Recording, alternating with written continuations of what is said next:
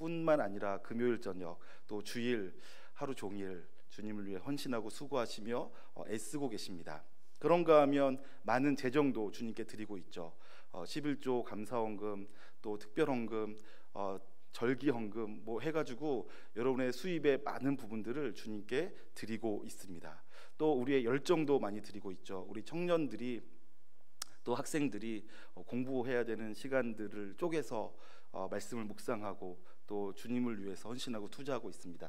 지난주일 부활주일이었는데 부활주일 되니까 아이들이 저렇게 달걀로 막 꾸며서 자기의 사랑을 주님께 드리기도 하고요. 청년들도 한 2주간 동안이나 말씀을 묵상하고 그것을 이렇게 포스터로 시로 이렇게 표현하고 하는데 그 2주간 동안 아이들이 계속 말씀을 묵상하는 거예요. 그런 시간들을 가지면서 젊을 때 또 지금 하나님께 열정을 드리고 있습니다. 뿐만 아니라 여기 계신 모든 분들이 주님을 사랑하는 것만큼 주님께 많은 것들을 드리고 있습니다. 그런데 그것을 바라보는 세상의 시각 혹은 믿지 않는 사람들의 시각은 부정적인 경우가 많이 있죠. 왜 이렇게 시간을 낭비하냐, 열정을 낭비하냐, 재정을 낭비하냐 이렇게 바라보고 있습니다. 세상 사람들, 믿지 않는 사람들뿐만 아니라 우리 안에도 그러한 갈등이 있을 수 있습니다. 내가 이렇게나 많이 주님께 헌신해야만 되는가? 내가 이렇게 하는 게 낭비하는 것 아닌가? 허비하는 것은 아닌가? 이러한 생각, 이러한 갈등들이 있을 수 있습니다. 특별히 젊을수록 더 그런 경우가 많겠죠.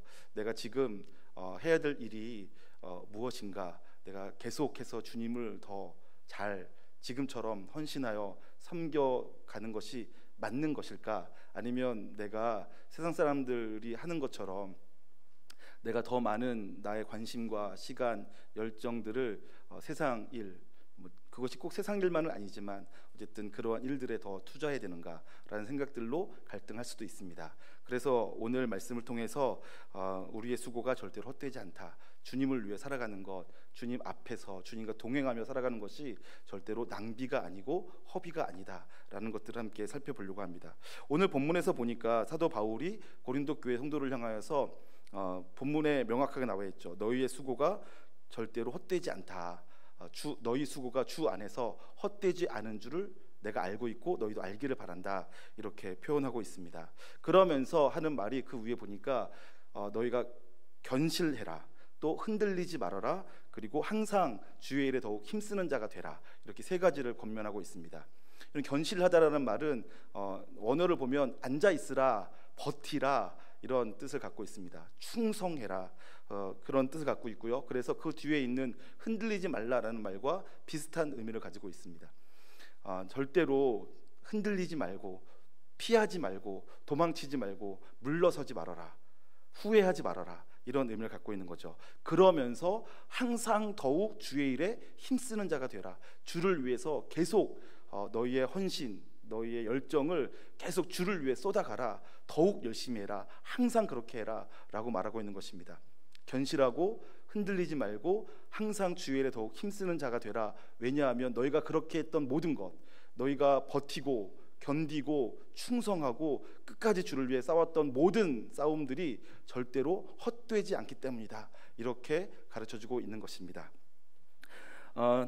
이런 글을 사도 바울은 왜 하고 있을까요? 왜 이런 말씀을 하고 있을까요? 너희의 수고가 절대로 헛되지 않다라는 말을 왜 하는 걸까요? 여러분 성경을 볼 때마다 저는 이렇게 생각을 하는데요. 여러분 우리 밥 먹고 합시다 라는 말은 왜 하죠? 배고플 때 하는 말입니다. 밥 먹고 싶고 밥 먹을 때가 됐으니까 밥 먹고 합시다 라는 말을 하죠. 야 너 술 좀 작작 먹어라 라는 말은 누구한테 왜 합니까?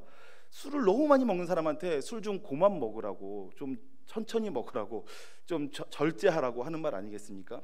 여러분 너희의 수고가 절대로 헛되지 않다라는 말은 왜 하겠습니까? 어떤 사람들이 그런 생각을 한다라는 거예요. 왜 견실해라, 흔들리지 말아라, 항상 주의 일에 더욱 힘쓰는 자가 되라 이런 말을 왜 하겠습니까? 사람들이 지금 흔들리는 거예요. 지금 마음이 불편해요. 주를 위해 계속 충성하는 것이 어렵게 느껴지고 있단 말이에요.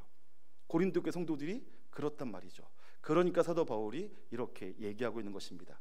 오늘 이 말씀은 15장 전체를 통해서 하고 있습니다. 14장까지는 이 예배의 질서에 대한 얘기를 하고요. 말씀을 하신 다음에 15장에서는 15장부터 다른 이야기를 하고 있는데 그 다른 내용이 뭐냐면 부활에 관한 내용을 말씀하고 있습니다. 그런데 그 부활에 대한 내용의 끝에는 이 말씀이 있는 거죠. 견실하고 흔들리지 말고 주 일에 더욱 힘쓰는 자가 되라. 이는 너희의 수고가 주 안에서 절대로 헛되지 않기 때문이다 라는 말을 하고 있습니다. 그 얘기는 사도 바울이 지금 부활에 관한 내용을 15장부터 시작했는데 그것은 부활의 확실성을 증명하려고 한다기보다는 우리가 15장 마지막에 있는 흔들리지 말고 주를 위해 더욱 힘쓰는 일을 너희가 해야 되는데, 그러려면 이 부활에 대해서 너희가 명확하게 분명하게 알아야지만 주를 위해 끝까지 충성하며 헌신하고 열정을 잃지 않고 갈 수 있다라는 내용을 말하기 위해서 그렇습니다. 고린도 교회의 상황을 조금 알 필요가 있겠죠. 지금 사도 바울이 고린도 교회 이 편지의 글을 쓸 때에는요, 여러 가지 어려움들이 고린도 교회에 있었습니다. 그 첫 번째 어려움은요, 그리스도의 재림이 지연되어지는 문제가 있었어요. 예수님께서 하늘로 부활하신 다음에 승천하시면서 내가 곧 오겠다라고 하고 승천하셨단 말이에요. 제자들이 그것을 보았어요. 곧 오겠다 하고 가신 주님을 봤어요. 그러니까 제자들은 정말로 주님께서 곧 오실 줄 알았어요. 그래서 그들이 자기의 재산을 다 팔아서요, 거기에 있는 가난한 사람들과 예루살렘에서 다 함께 모여서 하루 종일 기도하고 예배만 드렸어요. 주님 곧 오시겠지, 주님 곧 오시겠지 하고요. 그런데 안 오시는 거예요. 한 달, 두 달, 세 달, 네 달 지나가는데 안 오세요. 기다렸죠. 주님 곧 오시겠다고 약속하고 가셨으니까 곧 오실 줄 믿고 있었어요. 그런데 1년이 지나도 안 와요. 2년이 지나도 안 와요. 아무리 기다려도 주님이 안 오시는 거예요. 제자들 마음속에 주님 정말로 오시는 건가? 주님 정말 재림하실 건가? 내가 주님의 말씀을 잘못 들었나? 이런 생각들을 하게 되는 거죠. 그러면서 제자들의 마음이 흔들리기 시작했어요. 유대인들은 그래서 유대교에서 기독교인으로 개종했던 사람들이 다시 유대교로 돌아가는 일들이 있었고요, 다시 자기들이 전에 믿던 이방 종교로 돌아가는 사람들이 생기기 시작했어요. 히브리서가 쓰여질 때에도 그런 문제 때문에 히브리서가 쓰여진 거죠. 자꾸 사람들이 다시 옛날 생활로, 기독교 예수님을 믿는다고 했던 사람들이 다시 옛날 믿음으로, 옛날 생활로 돌아가는 사람들이 생기는 거예요. 그것이 고린도 교회가도 동일하게 갖고 있었던, 초대교회가 동일하게 갖고 있었던 문제였죠. 그런가 하면 두 번째 고린도 교회의 문제는 세속의 문화와 철학, 신념들과의 힘겨운 싸움들이 있었어요. 지금 우리도 마찬가지이긴 한데요, 그 당시 고린도 교회도 그 헬라 문화의 중심지였어요. 그리고 경제가 아주 부흥하고 무역이 활발했던 그런 곳이죠. 그러니까 아주 발달된 도시였기 때문에 그와 마찬가지 동시에 아주 향락적이고 부패했던 도시였죠. 그곳에 세워져 있던 그리스도인들이 계속 보는 거예요. 어떤 사람들을 보냐면 흥청망청 자기 마음대로 살고 있는 사람들을 계속 보는 거죠. 그런데 고린도 교회 성도들은 여전히 주를 위해서 순결하고 정결하고 거룩한 삶을 살고 있는데 그것이 쉽지만은 않았어요. 그런가 하면 그 당시에 등장하기 시작했던 여러 이단들이 있었는데요, 대표적인 이단이 가현설과 양자설로 대표되어지는 이단들입니다. 그런데 그 이단이 등장하기 전에 사람들 속에 그 당시에 헬라의 철학으로는 이런 철학이 있는 거죠. 어떻게 신이 사람이 되는가 하는 문제예요. 그러니까 그 당시에 신관, 그 당시의 철학으로는 하나님이 사람이 되어서 우리랑 동일하게 먹고 마시고 피곤을 느낀다는 것이 말이 안 되는 생각이었어요. 근데 그리스도인들은 그것을 주장하고 있단 말이에요. 나사렛 예수가 메시아다 이렇게 주장하니까 그 당시에 이 지식인들은 그런 말도 안 되는 소리 하지 말아라, 너희가 지금 속고 있다라고 한 거죠. 그런 말들에 대하여서 기독교인들이 반응한 것이 가현설이라는 것입니다. 가현설이라는 이단은 어떤 거냐면 예수님은 사실은 하나님이 맞으신데, 그러니까 그것을 말하고 싶은 거예요, 기독교인들이. 그러니까 하나님 맞으시다. 그런데 우리 눈에는 사람처럼 보였다는 거죠. 그러니까 헬라 철학이 그렇게 밀려온 것에 대한 기독교인들의 저항이 가현설로 변질된 거예요. 그래서는 맞아, 니들 말이 맞아, 어떻게 신이 사람이 되겠나, 진짜 그 나사렛 예수가 어떻게 사람이 분명했었는데 어떻게 신 하나님이라고 말할 수가 있겠나.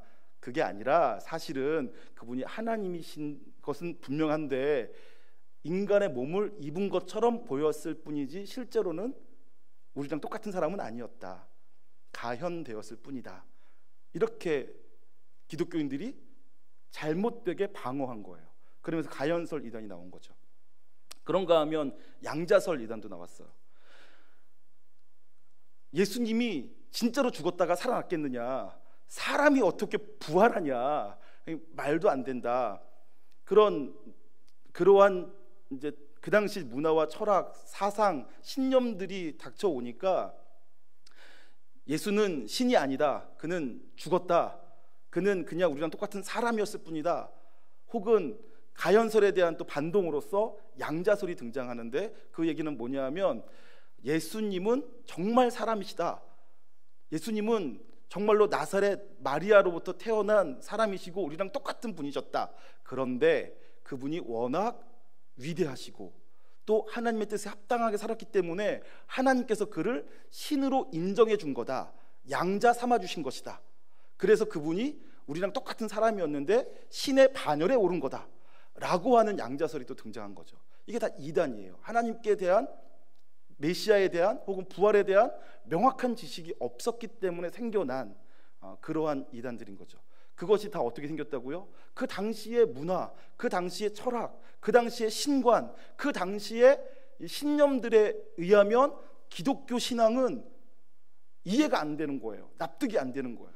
그러니까 고린도 교회 성도들이 사도 바울로부터 1년 6개월 동안 짧은 시간 복음을 듣고 나서는 그러한 모든 당시의 문화와 철학과 신념들에 대해서 저항하고 있는 것이 너무 힘겨웠던 거예요. 그래서 그들도 계속 혹해요. 이 위대한 어떤 스승의 말을 들어보니까 그런 일은 일어날 수가 없대.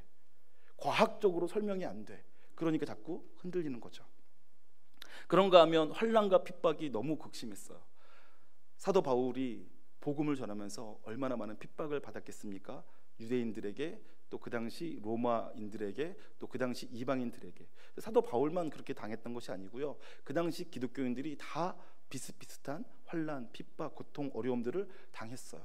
그러니까 그런 것들을 견디면서 끝까지 신앙을 지키고 하나님을 섬기는 것이 어렵게 느껴지는 것입니다.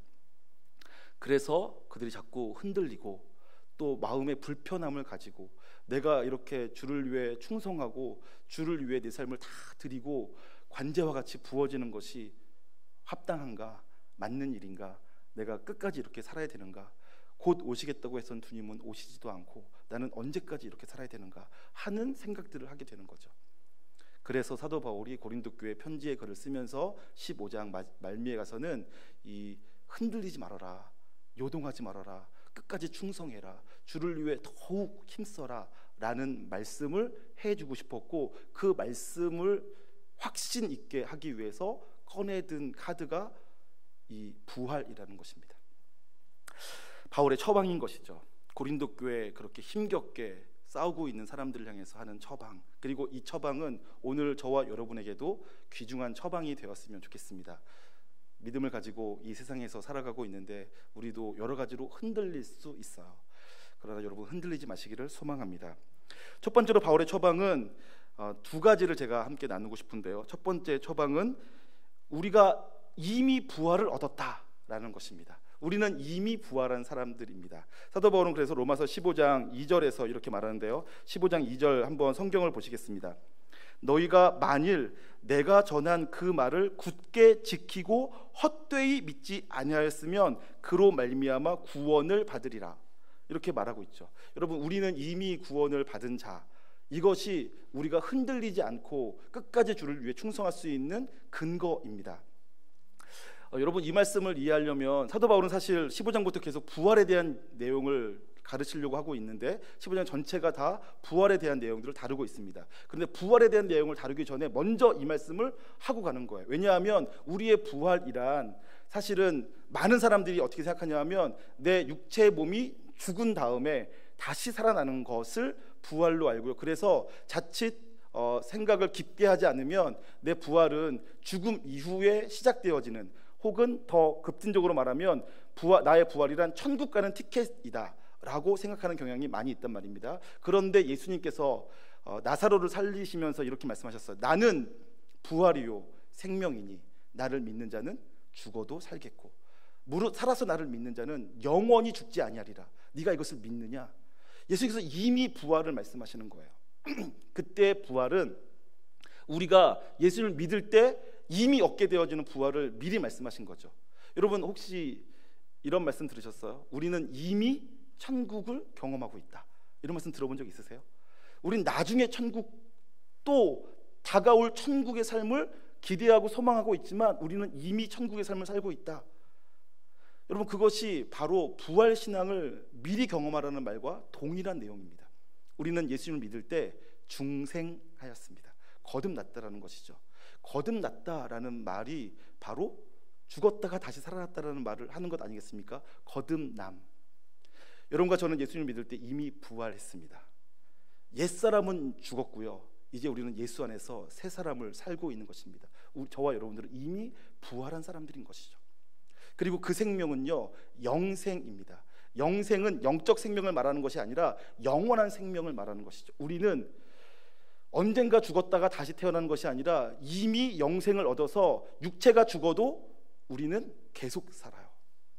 영원히 꺼지지 않고 사라지지 않고 계속되어진 생명을 이미 얻었다라는 것이죠. 그것을 여러분들이 믿으시길 소망합니다.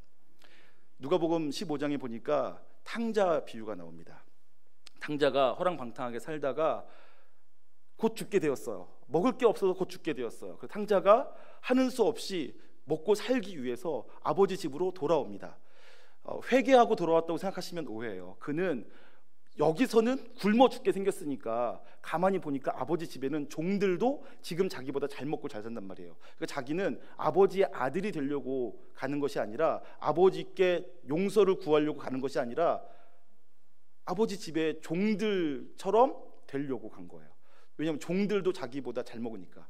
그래서 돌아간 거예요. 그런데 탕자는 그러한 생각으로 갔지만 그의 아버지는 어떻게 했죠? 그의 아버지는 그 아들을 기다렸단 말이에요. 그래서 아들이 오니까 막 달려가서 그를 껴안고 그를 축복해주면서 그에게 옷을 갈아입혀주고요, 가락지를 다시 껴주고 또 신발을 신겨주고요, 잔치를 베풀어 줍니다.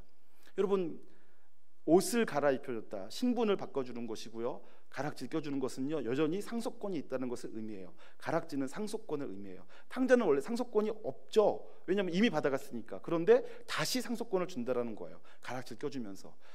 신발은 권리를 의미합니다. 그 당시는 누구나 다 그렇게 알았어요. 다시 그의 권리를, 아들로서의 권리를 되찾아 주는 거죠. 그리고 잔치를 베풀어 주면서 이렇게 말합니다. 이 내 아들은 죽었다 살아났다. 이 내 아들은 죽었다 살아났으며 잃었다 되찾은 아들이다 라고 하면서 잔치를 베풀어 주는 것입니다. 그때 탕자는 거듭난 거죠. 탕자는 죽었다가 다시 살아난 것을 보여주고 있는 것인데, 우리가 다 그런 사람들이라는 것입니다. 그래서 저와 여러분은 이미 부활 신앙을 경험하고 있는 사람들이죠. 우리의 옛사람, 옛송품은 그리스도와 함께 십자가에 못 박혀 이미 죽었습니다. 그리고 저와 여러분이 지금 살고 있는 것은 나를 사랑하사 나를 위하여 자기 몸을 버리신 하나님의 아들을 믿는 믿음 안에서 살고 있는 삶인 것이죠. 그러므로 저와 여러분은 놀라운 은혜를 받은 사람들, 영생의 축복을 받은 사람들인 것입니다. 그렇기 때문에 저와 여러분은 흔들리지 말아야 되고요, 견실해야 되고 끝까지 주를 위해 충성해야 되는 것입니다. 그래서 사도 바울이 15장 10절에 보니까 이렇게 말하고 있습니다. 사도 바울이 예수님의 부활에 대한 내용을 쭉 설명하고 예수님의 부활을 본 사람들이 수없이 많다라는 내용을 말씀하시면서, 그러나 내가 나 된 것은 하나님의 은혜로 된 것이니 내게 주신 그의 은혜가 헛되지 아니하여 내가 모든 사도보다 더 많이 수고하였으나 내가 한 것이 아니요 오직 나와 함께 하신 하나님의 은혜로다 라고 얘기하면서, 내가 지금 살고 있는 것은 내가 한 것이 아니라 하나님께서 하신 것이고, 나는 만삭되지 못하여 태어난 자와 같은 사람임에도 불구하고, 예수를 핍박하고 고통을 주던 사람이었음에도 불구하고 은혜를 입어서 다시 살아난 삶을 살고 있는 사람이다, 이렇게 지금 간증하면서 자기 신앙을 증거하고 있는 것입니다. 저와 여러분들 다 마찬가지입니다. 저와 여러분이 지금 살고 있고, 또 지금 저와 여러분이 주를 위해 충성, 헌신, 또 하나님을 위해서 살고 있는 모든 것들은 다 하나님의 은혜에 의해서, 은혜로 말미암아 그 은혜가 우리를 살리고 있기 때문에 살고 있는 줄 믿으시길 바랍니다. 예수님께 한 여자가 다가와서 귀한 향유 옥합을 부어드립니다. 그리고 머리털로 예수의 발을 닦죠.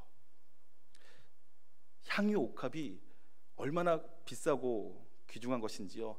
300데나리온 정도 값어치가 있다고 하는데 1년 동안 버는 수입에 맞먹는 그런 거죠. 그런데 그 향유 옥합을 드린 여인은 부자가 아니었어요. 나사렛, 아니 베다니에 살고 있는 사람입니다. 베다니는 가난한 동네. 베단이라는 말 자체가 가난한 자들의 집이라는 뜻이에요. 그러니까 예루살렘에 살지 못하고, 도시에 살지 못하고, 도시 변두리에 있는 도시의 온갖 그 더럽고 다른 사람들이, 일반 사람들이 하지 않는 일을 처리하는 그러한 일들을 하는 사람들이 모여 있는 동네이죠. 그러니까 그 베단이에 사는 사람들은 사실은 하루 벌어 하루 먹기도 힘든 사람들이에요. 더군다나 그 향유를 부은 사람은 여자였단 말이에요. 여자는 더군다나 그 당시에 일거리가 없어요. 그러니까 1년치의 돈을 모은다라는 것은 1년만 지나면 300데나리온이 생기는 것이 아니에요. 300데나리온을 모으려면 10년이 될지 20년이 될지 모르는 기간 동안을 먹고 살면서 조금씩 아껴서 모아온 거죠. 그것을 일시에 깨트려 주님께 부어드리는 거예요. 그러니까 그것을 본 사람들이 놀라면서 이렇게 어찌하여 그것을 허비하느냐라고 했단 말이에요. 그렇죠. 주님을 알지 못하고 주님을 향한 그 여인의 사랑을 알지 못하는 사람들 눈에는 다 허비로 보입니다. 그런데 그 여인이 주님께 얼마나 큰 은혜를 받았고, 그 여인이 주님을 그래서 얼마나 많이 사랑하는 줄 안다면, 그 여인이 그 예수님을 향해서 드렸던 그 향유 옥합은 그만한 가치를 하나님께 올려드리는 것, 그만큼의 사랑을 갖고 있었기 때문에 할 수 있는 복된 행동이었던 것이죠. 여러분, 우리가 하는 것이, 우리가 주님을 섬기는 것이, 주님 앞에서 내가 끝까지 믿음을 지키는 것이, 내가 주께 끝까지 충성하는 것이 만약에 힘들다, 어렵다, 내가 왜 이걸 해야 되겠느냐 하는 마음이 든다면 그것은 뭘 의미하냐면 내가 얼마나 큰 은혜를 받았는지를 아직 잘 모른다는 것을 의미할 수 있습니다. 내가 주님을 아직 덜 사랑한다는 것을 의미할 수도 있어요. 내가 주님을 정말로, 내가 받은 이 삶이 주님으로 말미암은 놀라운 삶이다, 나는 이미 천국의 삶을 살고 있다, 나는 그래서 내게 이러한 삶을 다시 주신 주님을 너무나 많이 사랑한다, 그러면 내가 주님께 드리는 것은 아무리 큰 것이라고 해도 부족하겠죠. 그래서 사도 바울은 제일 먼저 견실하여 흔들리지 말고 주를 위해 더욱더 충성하는 자가 되라라는 얘기를 하면서, 말씀을 하면서 제일 먼저 우리의 구원에 대한 내용을 가르쳐주고 있는 것입니다. 여러분, 저와 여러분이 그래서 우리가 받은 구원, 우리가 얻은 영생, 우리가 주로 말미암아 믿음으로 얻게 되어진 이 주님의 자녀된 이 특권을, 권세를 감사로 받으시길 주님의 이름으로 축원합니다. 그리고 그 주님께 내가 무엇을 드려도 아깝지 않다라는 복된 마음 가지고 주를 위해 주 안에서 사시게 되길 소망합니다. 그런가 하면 사도 바울은 두 번째로는 다가올 부활에 대해서 얘기하고 있습니다. 이 부활은 이미 얻은 부활, 중생의 부활, 내가 이미 얻은 영생 이후에 있는 부활인데요, 우리는 예수님을 믿는다 할지라도 결국은 우리의 육신은 점점 후퇴하다가 나중에는 끝나게 되어집니다. 우리 육의 생명은 끝나는 거죠. 사도 바울은 이 육의 생명도 죽었다가 다시 살아난다고 가르쳐주고 있습니다. 다시 주님께서 우리에게 더 완전한 몸을 주시며 완전한 부활, 그래서 주님과 함께 사는 삶을 살 것이라고 고린도전서 15장에서 지속적으로 말씀하고 있습니다. 먼저 15장 19절 말씀 한번 보도록 할까요? 19장, 만일 그리스도 안에서 우리가 바라는 것이 다만 이 세상의 삶뿐이면 모든 사람 가운데 우리가 더욱 불쌍한 자이리라. 그러니까 우리의 삶은 이 세상에서의 삶만을 얘기하는 것이 아니라는 거죠. 우리는 이 세상에서 이미 영생을 얻었지만, 그러나 영생을 얻고 나서도 이 세상에서는 여전히 환난을 당하고요, 이 세상에서는 예수님을 믿는다는 이유 때문에 미움을 받아요. 세상은 우리가 그리스도인이라는 이유 때문에 우리를 미워합니다. 우리가 정말로 그리스도인으로서 살면 세상이 우리를 좋아하지 않는다라고 요한복음은 분명하게 명확하게 가르쳐주고 있어요. 그래서 이 땅에서는 우리는 고통을 당할 수밖에 없습니다. 그러니까 만약 우리가 첫 번째 부활만 갖고 거듭남, 중생의 기쁨만을 가지고 이 땅에서 살다가 두 번째 부활이 없다면 우리는 불쌍하기도 하죠. 그런데 사도 바울은 성경을 통해서 그렇지 않다. 이 땅에서의 삶이, 육신의 삶이 끝나면 다시 우리는 하나님과 함께 영원한 생명을 살게 될 것이고 그때는 더 완전한 몸을 입게 될 것이다 라고 가르쳐주고 있습니다. 30절과 31절 한번 보겠습니다. 30절과 31절 15장 또 어찌하여 우리가 언제나 위험을 무릅쓰리요. 형제들아 내가 그리스도 예수 우리 주 안에서 가진 바 너희에 대한 나의 자랑을 두고 단언하노니 나는 날마다 죽노라. 이렇게 내가 어찌하여 위험을 무릅쓰겠는가, 나는 날마다 죽을 수 있다라고 말하는 근거는 뭐냐면 날마다 죽지만 다시 날마다 살기 때문이라는 얘기를 하는 것이고요. 그러면서 54절 보시겠습니다. 54절 고린도전서 15장이 다 부활에 대한 내용을 얘기하고 있지만 그러나 이제 제가 핵심만 다 나눌 수가 없기 때문에 54절 본다면 이 썩을 것이 썩지 아니함을 입고 이 죽을 것이 죽지 아니함을 입을 때에는 사망을 삼키고 이기리라고 기록된 말씀이 이루어지리라. 결국은 우리는 다시 살 것에 대한 소망이 있기 때문에 위협을 당하기도 하고요. 또 날마다 죽을 수도 있는 것입니다. 지금 내가 육신이 죽어도 다시 살 것에 대한 확실한 믿음, 소망이 사도 바울에게 있었고요. 그러니까 아무리 위험한 일을 만나도 그 일을 두려워하지 않고 그곳을 향해 달려갈 수 있는 것이죠. 무서운 짐승 앞에서 설 수 있고요. 칼과 창을 든 병사들 앞에 두려워하지 않고 설 수 있었다는 얘기를 사도 바울이 지금 하고 있는 것입니다. 이것이 우리가 견실하며 흔들리지 않고 주를 위해 더욱 충성할 수 있는 이유이고 비결입니다. 우리에게는 죽음 이후에, 육신의 죽음 이후에 다시 살아날 부활의 소망이 있기 때문에 그렇다는 것이죠. 저와 여러분은 이미 구원을 받은 자, 이미 하나님으로부터 영생을 허락받은 자, 그리고 이미 하나님의 자녀된 자, 그래서 이미 천국을 경험하고 있는 사람들입니다. 그런데 이 땅에서의 영생, 이 땅에서의 천국은 하나님의 통치 아래 하나님과 함께하고 있는 삶이지만 여전히 우리가 훈련되어지고 준비되어지고 다듬어져야 될 필요가 있기 때문에 힘들고 어렵고 고통스럽기만 합니다. 그러나 우리의 삶은 거기서 끝나지 않고요. 우리가 이 땅에서 삶을 끝나고 난 다음에는 진짜 영원한 삶, 진짜 완성되어진 삶, 진짜 온전한 삶을 살 수 있게 되어집니다. 이 땅에서 우리 육신은 날마다 후패해져 가서요. 언젠가는 조금씩 몸이 아프고 힘들고 지치고 그래서 내 모든 열정까지도 다 없어지는 것처럼 느껴지는 상황을 만날 수밖에 없습니다. 이곳에 앉아 계신 분들 대부분이 다 경험하고 계시지 않습니까? 저도 요즘에 작업을 하다가 글자를 쓰려고 그러면 안경을 들어야 돼요. 저도 제가 이런 날이 올지 몰랐는데 고개를 숙이고 글자를 쓰려고 글자가 두 겹으로 보이는 거예요. 갑자기 눈이 사팔이 되는 것처럼 느껴지더라고요. 제 눈이 이렇게 될 줄 몰랐어요. 점점점 몸이 후패해 갑니다. 이러다가 언젠가는 이제 땅에 묻히게 되겠죠. 그런데 거기서 끝난다면 우리는 정말 불쌍하고 억울한 사람들이겠죠. 근데 성경은 그렇게 가르치지 않습니다. 우리의 육신은 그렇게 끝나지만 마치 한 알의 씨앗이 땅에 떨어지면 땅에 들어가서 썩지만 그 씨앗이 썩어서 다시 더 큰 생명으로 자라나는 것처럼 우리가 이 땅의 삶이 끝나고 육신이 죽으면 더 완전한 몸, 완전한 부활을 경험하며 주님과 함께 살 것을 알려주고 있습니다. 그리고 그것에 대한 증거가 바로 우리 주 예수 그리스도의 죽으심과 부활입니다. 예수님이 부활의 첫 열매가 되셔서 우리에게 본을 보여주신 것이죠. 예수님께서 죽으시고 부활하신 것처럼 저와 여러분도 죽고 난 다음에 부활하여서 더 완전한 몸, 다시는 아프지 않은 몸, 더 복된 몸으로, 어떤 흠이나 티가 없는 몸으로 다시 태어날 것을 주님 믿으시기를 주님의 이름으로 축원합니다. 여러분, 그래서 정리하자면 이렇습니다.